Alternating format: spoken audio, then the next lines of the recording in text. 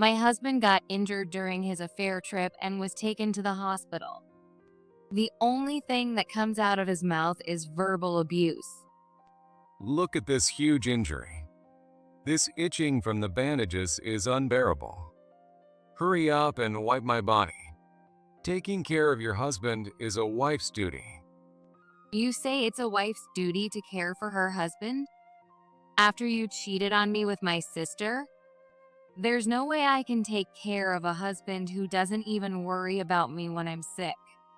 I have no obligation to you anymore. What did you say?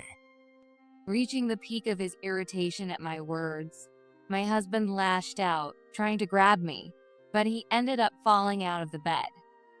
The impact seemed to send a sharp pain through his right leg, and he screamed so loudly that it echoed throughout the hospital.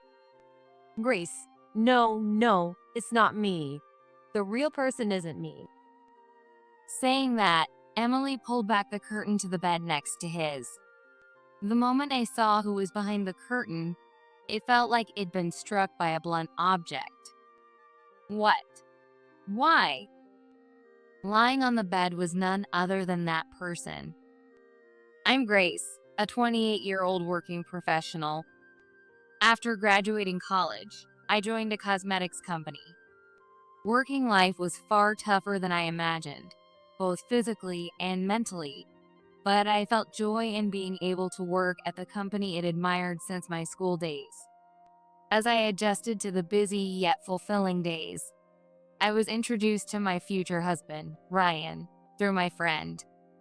Ryan, who worked for a major company, was an elite graduate of a top-tier university. Sharp, knowledgeable, and trusted by both his juniors and superiors, he was incredibly charismatic. Despite all this, he was down to earth, approachable, and easy to talk to. When I opened up about my work struggles, he listened seriously and gave me precise advice.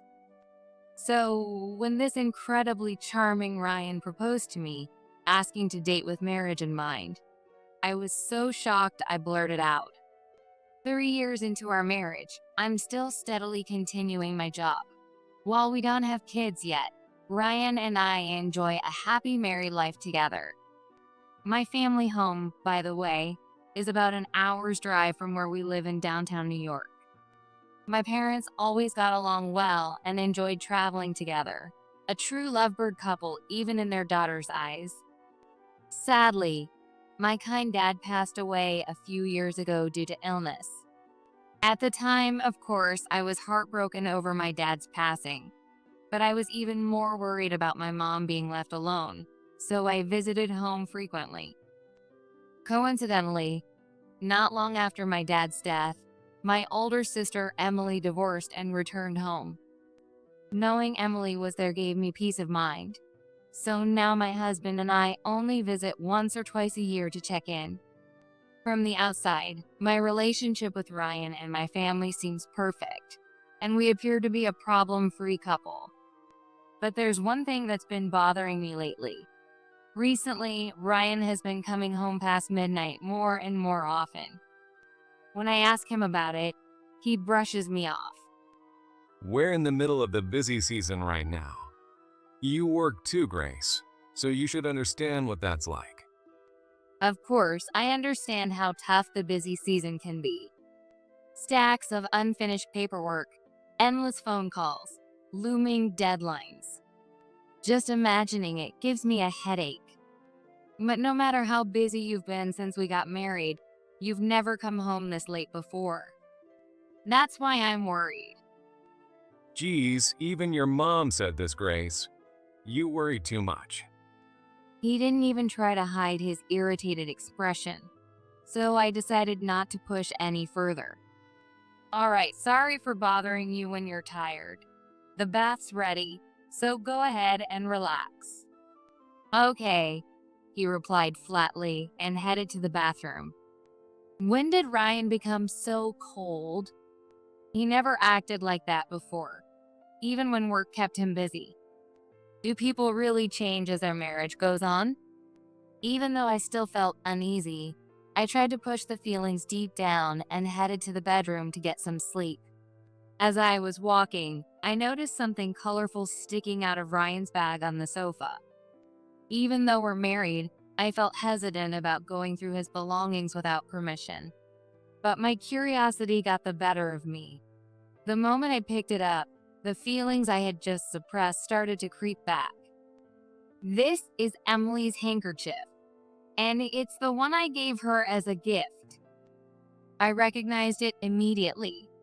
For Emily's birthday last year, I had ordered a custom handkerchief from her favorite brand. I even had her name embroidered on it, and she loved it.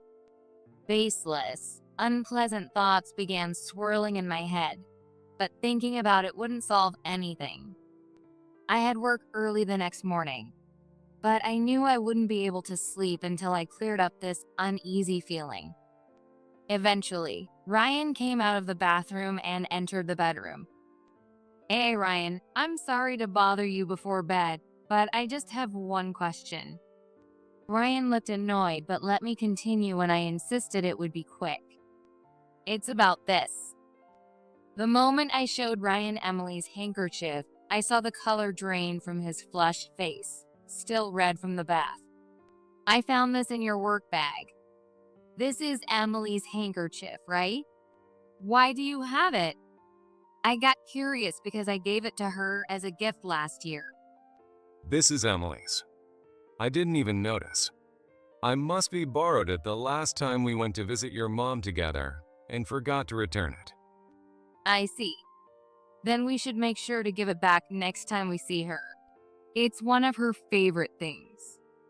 Yeah, well, do that. Is that all you wanted to ask? I'm going to sleep now. Ryan pulled the covers over himself, making it clear he had nothing more to say. But the uneasiness inside me only grew stronger, and in the end, I couldn't fall asleep until dawn. Since that incident, I'd been having trouble sleeping, and eventually, my health started to decline. When I woke up one morning, I could tell without even using a thermometer that I had a fever. My body felt as heavy as lead, and sharp, constant pain radiated from the top of my head. It seemed like I'd caught a cold from pushing my sleep-deprived body to keep up with work and house chores. When I called in sick to my office, they urged me to make sure to visit a doctor. But I didn't have the energy or strength to drive, let alone walk to the clinic. Ryan had already left for the day, so asking him to take me wasn't an option. Left with no choice, I decided to rest in bed for the day. The Ryan I used to know would be taking care of me if this had happened in the past. Thinking about all this made me sad, so I gently closed my eyes to push the feelings out of my head. When I opened my eyes, the evening sun was streaming through the window, illuminating the houseplant by the windowsill. It seemed I had slept for quite a while. Thanks to finally getting some rest after so long, my terrible headache had eased, and I felt refreshed. However, my fever hadn't gone down enough to walk outside, so I decided to ask Ryan to pick up some medicine and groceries for dinner. I felt a bit bad for bothering him since he seemed so busy, but I thought it would be okay to rely on him just this once while I wasn't feeling well, so I called him right away. "Hello, Ryan? It's me." Oh, Grace, I am still at work. What do you need? "Oh, Grace." I wanted to say, that's no way to talk to your wife. But I didn't have the energy to argue, so I bit my tongue. "Sorry to bother you while you're busy. I've had a fever since this morning and took the day off work. It hasn't gone down yet, so I can't go shopping. Could you pick some things up on your way home?" A fever? Oh. Managing your health is part of being an adult, isn't it? Don't you think you're being a bit irresponsible? Anyway, I'm too busy today and can't come home, so go shopping yourself. If you keep relying on people like this, you'll get spoiled. All right, I've got to go. My boss is calling me. With that, Ryan hung up the phone abruptly, as if to say he didn't have a single second to spare for me. I stared blankly at the phone, listening to the disconnected tone, unable to move for a while. Why would he talk to me like that when I'm sick? No matter how busy he is at work, does he really not want to talk to me that much? When we first got married, he would always worry about me more than anyone else and take care of me when I wasn't feeling well. He would buy pudding and sports drinks from the pharmacy, call my mom to ask what meals she used to make for me when I was sick, and then cook them for me. Why has he gotten so cold? Ryan. Feeling like my fever was rising again, I drank some cold water from the fridge and crawled back under the covers, trying not to think about anything. Ryan didn't come home until late the next night. By then, I had completely recovered and was able to go to work that morning without any issues. Since I was still recovering, I wanted to go to bed early, but I had something I needed to talk to Ryan about, so I waited up for him. The show I wanted to watch had already ended, so I sat watching a boring infomercial when I heard the sound of the door opening. I quickly headed to the front door. Welcome back. Tough day at work? Yeah. Dinner is ready. Or take a shower first. Neither. I'm exhausted. Unlike you, I can't afford to take a day off. I thought, couldn't you at least worry about your wife's health a little? But after his attitude on the phone yesterday, I wasn't surprised, so it didn't bother me anymore. Sorry to bring this up as soon as you're home, but there's something I need to tell you. What is it? Make it quick. I want to sleep. Sure. So, when I went to work today, my boss asked if I could go on a business trip next week. I was hesitant because of everything at home, but it's only for 2 or 3 days, so I agreed. I'll need you to take care of things at home while I'm gone. Since getting married, I had been doing all the housework by myself. I doubted Ryan could even do laundry properly, so I braced myself for whatever sarcastic remark he might throw my way. But his response was unexpected. A business trip? When exactly? It starts next Tuesday. I'm not sure about the return date yet. I'll have a meeting with my boss tomorrow to confirm. I'll let you know once it's set. Tuesday, huh? Got it. Make sure to email me as soon as you know your return date. With that reminder, he looked slightly pleased as he headed toward the bathroom. Wait, Ryan. Weren't you going to bed? I've changed my mind. Since you went to the trouble of preparing everything, I'll freshen up before going to bed. Where did his earlier bad mood disappear to? Hearing about the business trip seemed to have put him in an oddly good mood. It wasn't just my imagination. And when was the last time I heard him say, "Since you prepared it, Grace"? In the past, I might have been happy to hear those words, but now it only made me suspicious. Could it be? The thought crossed my mind, but there was no evidence, and the trip hadn't even started yet. However, that one fleeting, delighted expression from Ryan was enough to deepen my distrust. In the days leading up to the trip, Ryan kept asking me about the exact return date, reassuring me repeatedly with phrases like, "Don't worry about the house," or "Focus solely on work during your trip," things he normally never said. On the day of the trip, despite his busy schedule, Ryan even took the time to see me off at the station. Have a good trip. See you Thursday. He said with a smile, waving as I boarded. As the train left and I settled into my seat, I started replaying Ryan's behavior in my mind. His excitement at hearing about the trip, the frequent late nights, and then Emily's handkerchief in his bag. Emily's handkerchief? No way. Trying to shake off the unpleasant thoughts suddenly filling my head, I stood and made my way to the deck area. I searched my phone contacts for my mom's number and pressed the screen. A voice inside me kept repeating, just in case. Hello? Who's this? Hi, it's Grace. Mom? Oh, Grace, it's rare for you to call. What's going on? Aren't you usually working at this hour? Actually, I'm on a business trip and just got on the train. I had some free time, so I thought I'd call. I realize I haven't been in touch since my last visit home. You're not sick or anything, right? I'm fine. A business trip? I'm so jealous. It sounds like a vacation. It must be fun. It's work, Mom, not sightseeing. You really haven't changed with your love for travel. By the way, how's Emily? Anything unusual? Emily?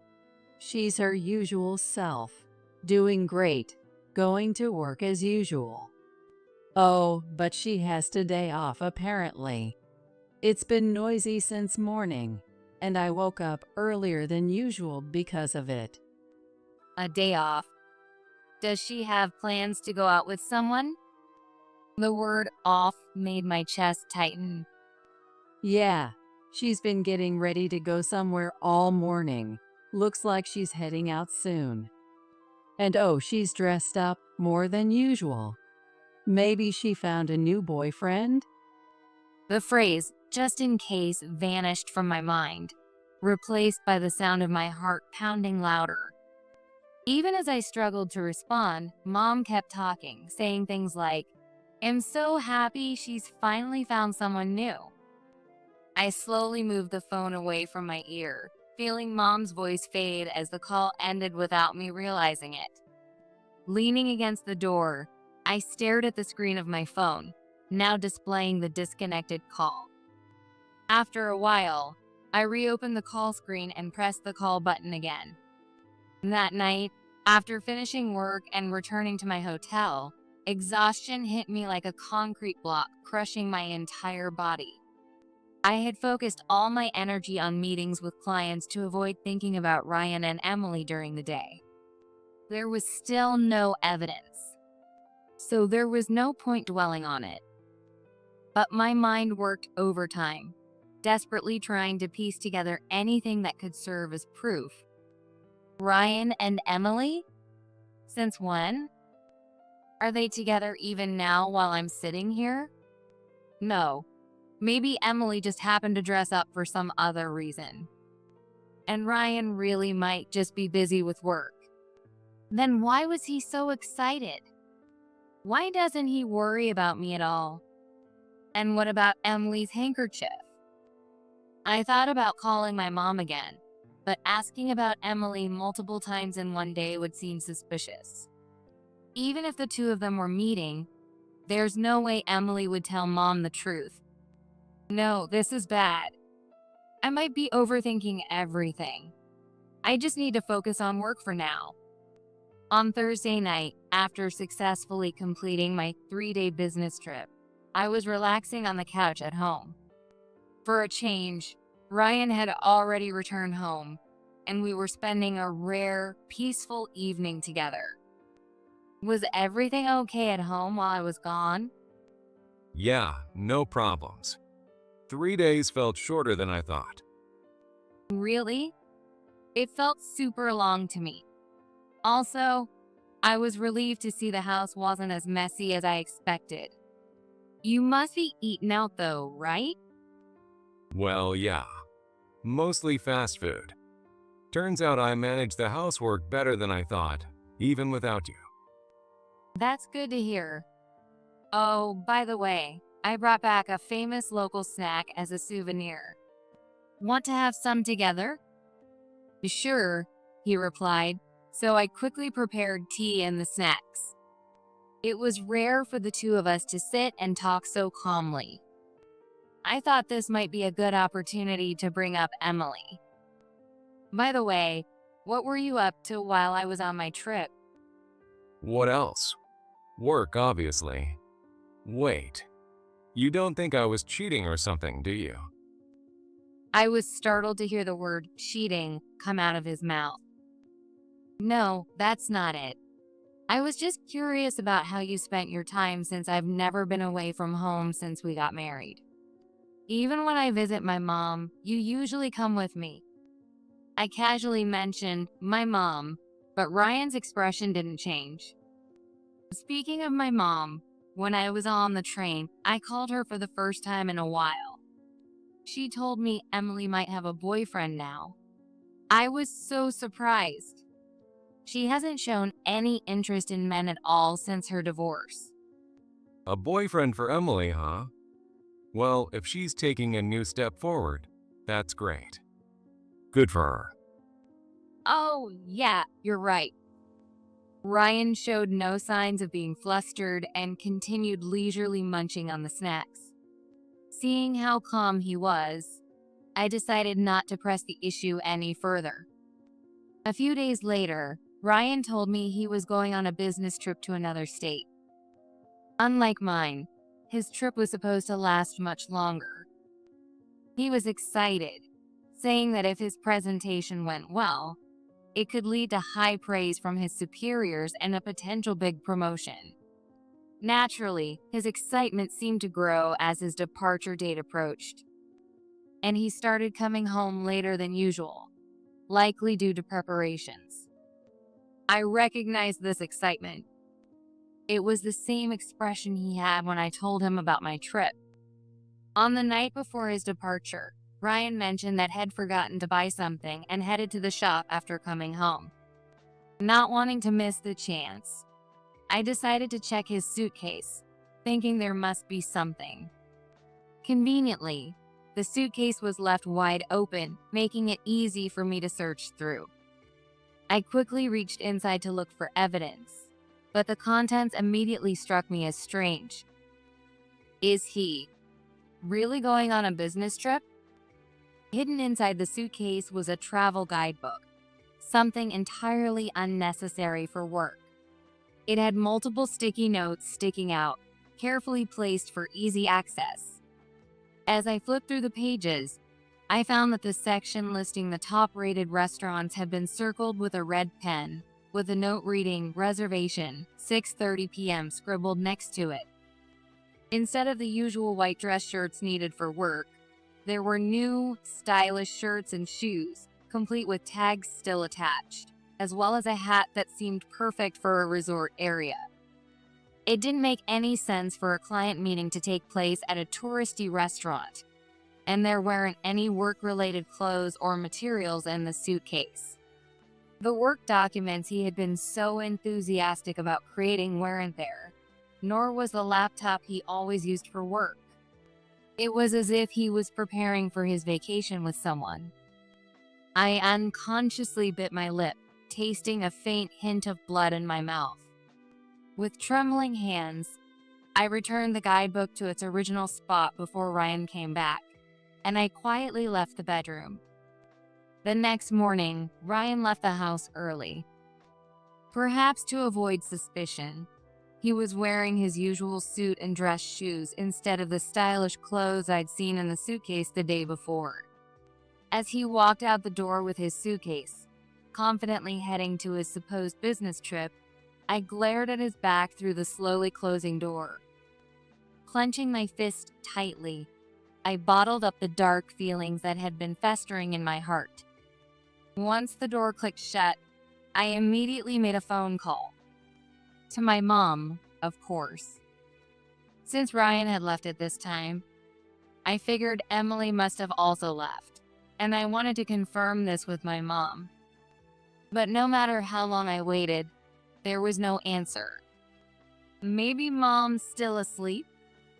Not wanting to disturb her if that was the case, I hung up for the time being. Although I was eager to uncover the truth about Ryan and Emily, I had work to do that day. So I decided to try calling again during my lunch break. With that, I shifted my focus back to getting ready for work. Little did I know, I was about to discover the truth about Ryan and Emily in an unexpected way. Later that morning, as I was preparing materials for an upcoming meeting, my personal phone rang. Hello? Hello, this is Harper Hospital. Am I speaking to Grace Thomas, the wife of Ryan Thomas? A hospital? Why was a hospital calling? And about Ryan, of all people? Yes, that's me. Has something happened to Ryan? We'll explain the details when you arrive at the hospital, but he's been injured, and we need you to come as soon as possible. According to the caller, Ryan had slipped while walking by the pool at the hotel, breaking a bone and being rushed to the local hospital. Apparently, his life wasn't in danger. I explained the situation to my boss and hurried to the hospital. On the way, I called Ryan's company. If this really was his business trip, they should have been informed about his hospitalization. Excuse me for interrupting. This is Grace Thomas, Ryan Thomas' wife. I need to confirm something regarding my husband's hospitalization during his business trip. Well, I'm not sure I understand. Ryan was hospitalized during his business trip. There must be some kind of mistake. What do you mean by mistake? Ryan submitted a vacation request to us.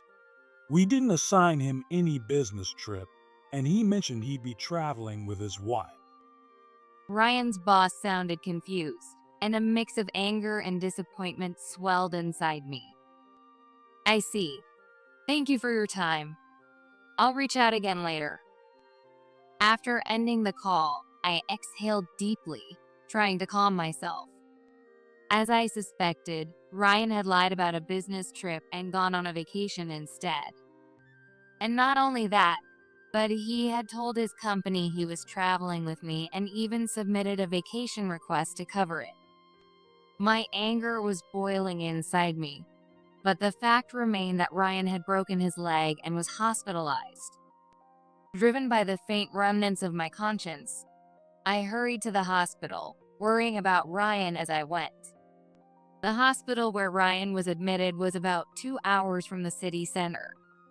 This area was a popular resort destination, and on the train ride there, I saw plenty of couples and families who seemed ready to create happy memories.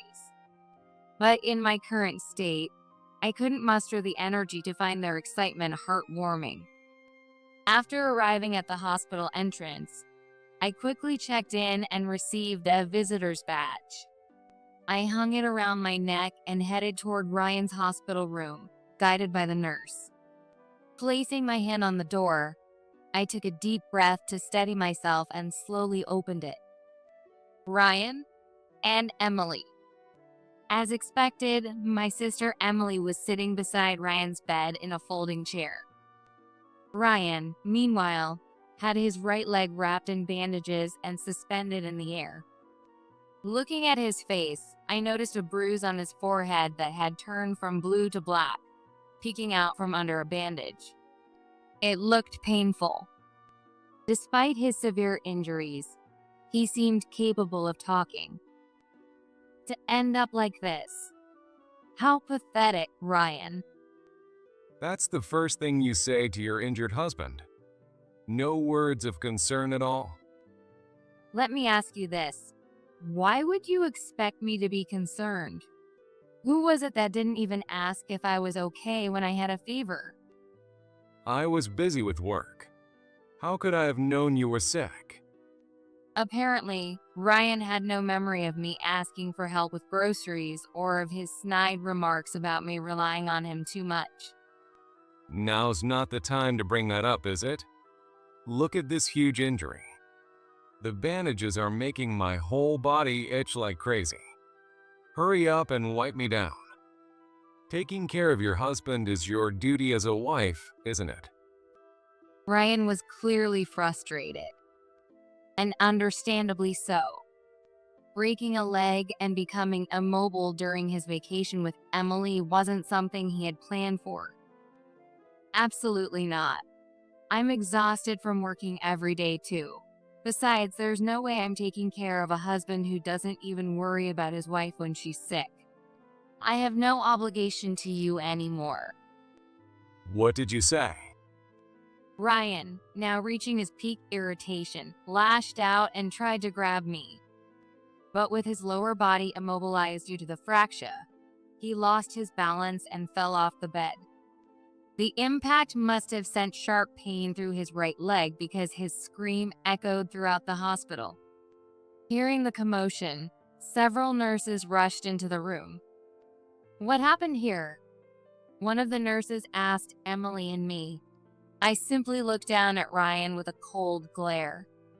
As the nurses worked to lift Ryan back onto the bed and tend to his injury again, I continued confronting him. "You say it's a wife's duty to care for her husband?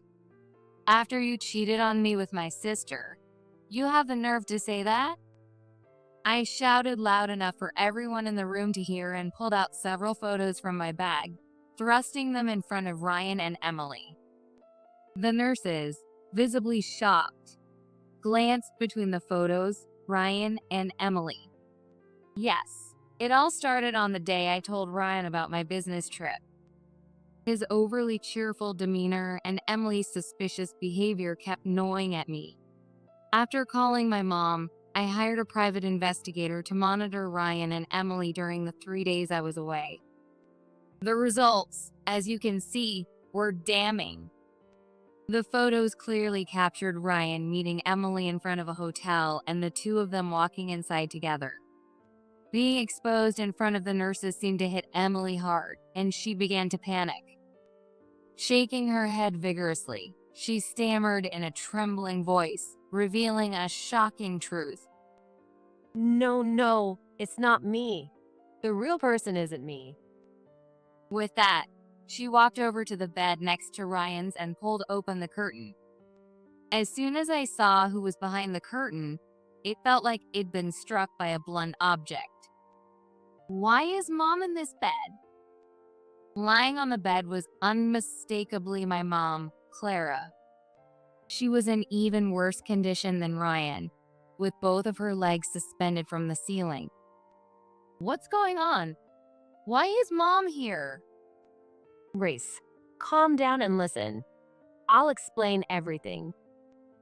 Seeing how confused I was, Emily seemed to regain her composure and slowly began to explain. Ryan's affair partner isn't me. The real person he's been involved with is Mom. Hearing Emily's words, I felt the blood drain from my entire body. The shock was so overwhelming that I couldn't form any words. Ryan. And my mom? It wasn't me who went on a trip with Ryan. It was Mom.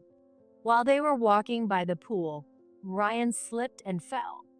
Mom rushed to help him but ended up slipping badly herself.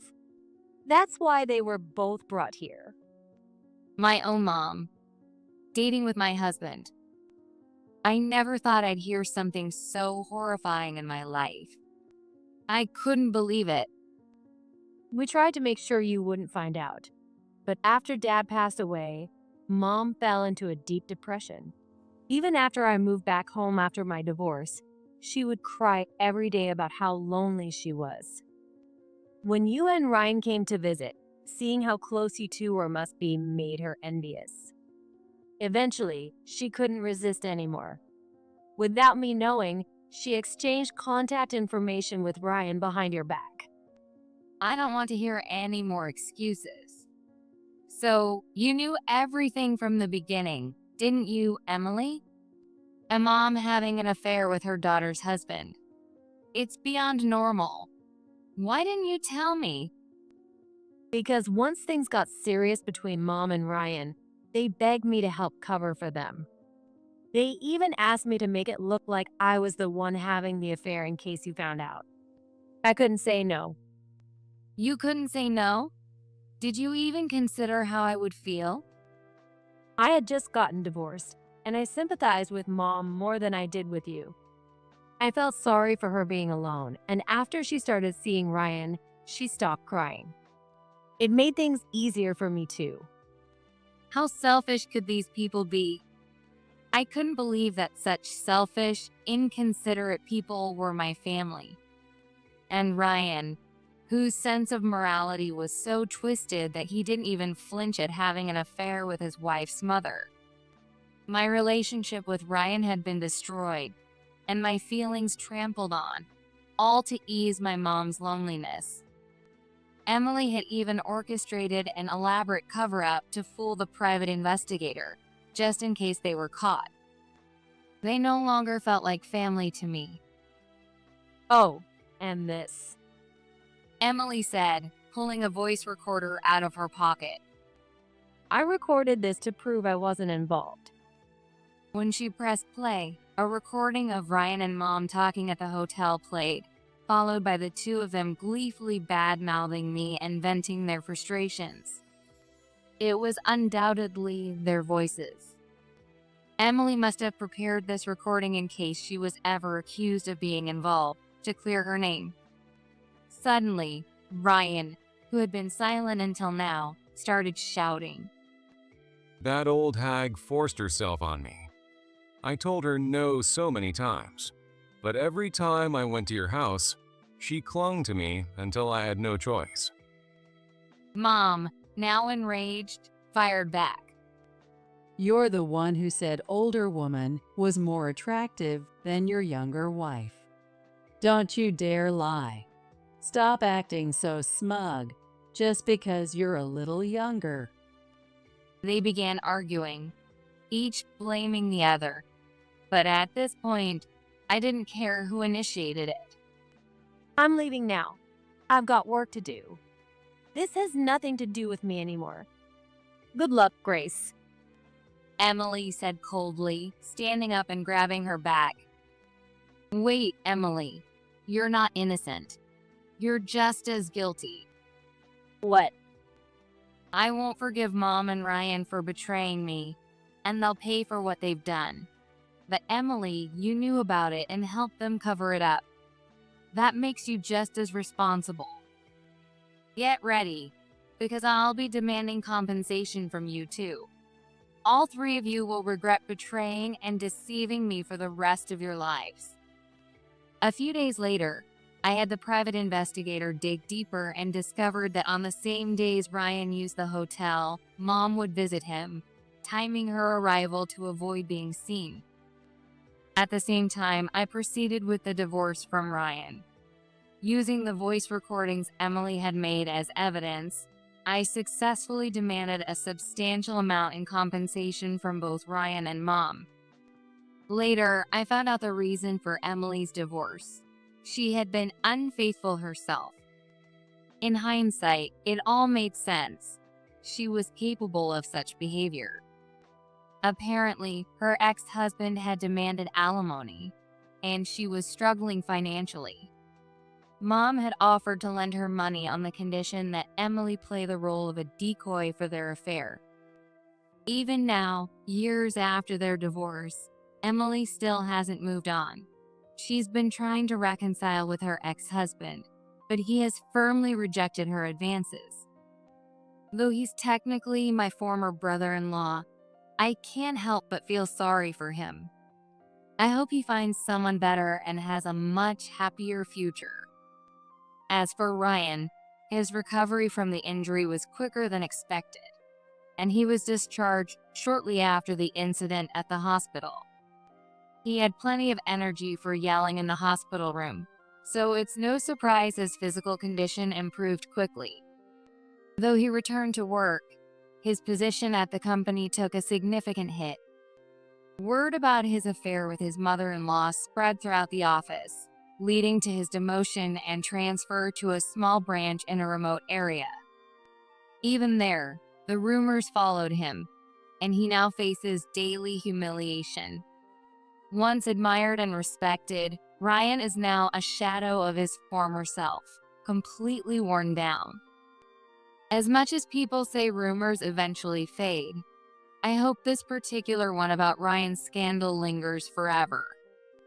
Mom is now wheelchair-bound, unable to use her legs, and lives under Ryan's care. Her days are filled with enduring both public shame and Ryan's frustration. Could there be a more fitting example of reaping what you sow? I've decided to sever ties with my family completely. From now on, I won't involve myself in their lives, nor will I check in on them. After my divorce, I focused on work and distanced myself from relationships and marriage for a while. Recently, however, I've grown close to the CEO of my business partner company, and we've decided to get married. This time, I believe I'll finally have a long-lasting, truly happy life.